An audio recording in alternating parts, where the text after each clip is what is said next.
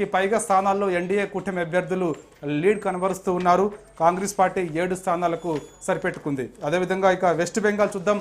అందరి చూపు కూడా వెస్ట్ బెంగాల్ పైనే ఉంది. ఈరోజు ఉదయం 8 గంటలకి ఓట్ల లెక్కింపు ప్రారంభమైన కాగానే వెస్ట్ బెంగాల్లో ఏ పార్టీ అధికారంలోకి వస్తుంది అని కూడా సర్వత్రా ఆసక్తి నెలకొంది. సో మొదటి నుంచి కూడా పోస్టల్ బ్యాలెట్ల ఓట్ల లెక్కింపుతో మొదలు బీజేపీ హవా కొనసాగింది. పోస్టల్ బ్యాలెట్ ఓట్లలో కూడా బీజేపీ లీడ్ కనబరుస్తూ వచ్చింది. సో ప్రస్తుతం బీజేపీకి 192 స్థానాలకు పైగా అభ్యర్థులు లీడ్లో ఉన్నారు. సో ఇప్పటికే సువేంద్ర అధికారి నందిగ్రామ్ నుంచి పోటీ చేస్తున్నారు. సో ఆయన బీజేపీ ఎన్నికల ప్రచారంలో చాలా కీలకంగా పనిచేశారు. సో అక్కడ ప్రధాని నరేంద్ర మోడీ, హోంమంత్రి అమిత్ షా, బీజేపీ జాతీయ అధ్యక్షుడు నితిన్ నబీ వీళ్ళందరూ కూడా ఎన్నికల ప్రచారంలో నిమగ్నమయ్యారు.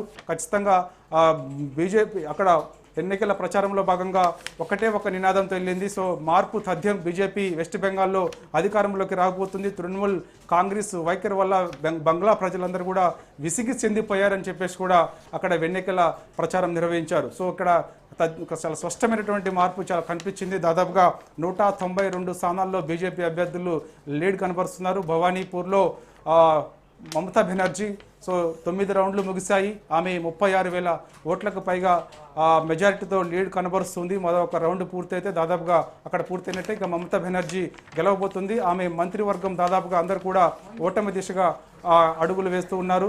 సో ఎవరు కూడా ఊహించలేదు బీజేపీ అత్యధిక స్థానాల్లో విజయం సాధిస్తుందని చెప్పేసి. అంటే ఒకవైపు సర్వేలు చెప్పాయి. సో ఓరావోరీ పోటీ తృణమూల్ కాంగ్రెస్ బీజేపీ మధ్య వెస్ట్ బెంగాల్లో ఉంటుందని చెప్పేసి చెప్పినప్పటికీ కూడా స్పష్టమైనటువంటి మెజార్టీ దిశగా బీజేపీ వెళ్ళింది. దాదాపుగా 192 స్థానాల్లో బీజేపీ లీడ్ కనబరుస్తుంది. మరి కాసేపట్లో మనకి దీనికి సంబంధించి క్లారిటీ కూడా వచ్చే అవకాశం అయితే ఉంది. సో సాయంత్రం 6:30 ఢిల్లీలో భారతీయ జనతా పార్టీ జాతీయ కార్యాలయంలో ప్రధాని నరేంద్ర మోడీ మన దేశ ప్రజలను ఉద్దేశించి, బంగ్లా ప్రజలను ఉద్దేశించి, అదేవిధంగా అస్సాం ప్రజలను ఉద్దేశించి, పుదుచ్చేరి ప్రజలను ఉద్దేశించి కూడా ఆయన మాట్లాడబోతున్నారు. సో ఆయన ఏం మాట్లాడబోతున్నారనేది కూడా సర్వత్రా ఆసక్తి.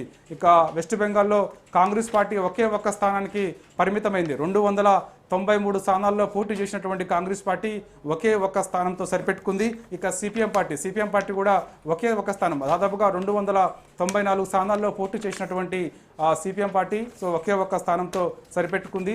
సో ఇక బీజేపీ చాలా స్పష్టమైనటువంటి ఉంది. ఇక ఒకసారి తమిళనాడు చూద్దాం. తమిళనాడులో ఇక విజయ్ ఎవరు కూడా ఊహించలేదు. చాలా సామాన్యులకు కూడా ఆయన టికెట్లు ఇచ్చారు. అదే అక్కడ విరుంబక్కల్లో విజయ్ డ్రైవర్గా ఉన్నటువంటి కొడుకు లీడ్ కనబరుస్తున్నాడు.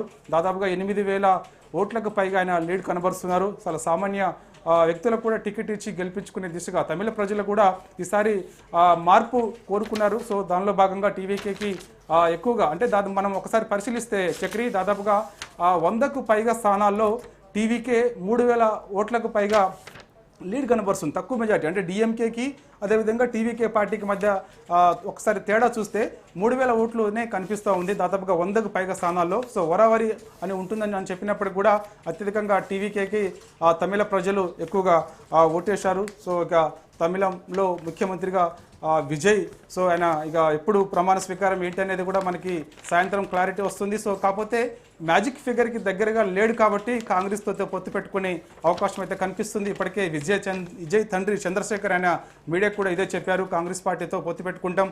అదేవిధంగా సిపిఐ 2 స్థానాల్లో లీడ్ కనబరుస్తుంది. సిపిఐ కూడా తమిళనాడులో గెలిచే అవకాశం ఉన్న నేపథ్యంలో సిపిఐ కూడా మాతో కలిసి వచ్చే అవకాశం ఉంది. కాబట్టి సో మ్యాజిక్ ఫిగర్ దగ్గరలో ఉన్నాం కాబట్టి ఖచ్చితంగా ఇక అధికారం చేపడతామని చెప్పేసి కూడా అంటున్నారు.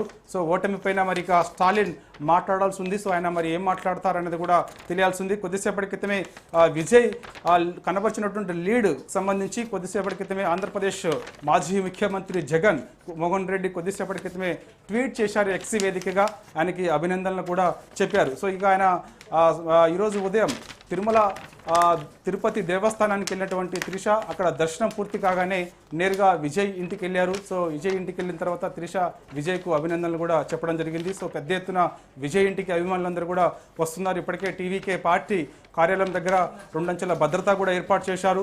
సో ఇప్పుడే టీవీకే కార్యాలయం దగ్గర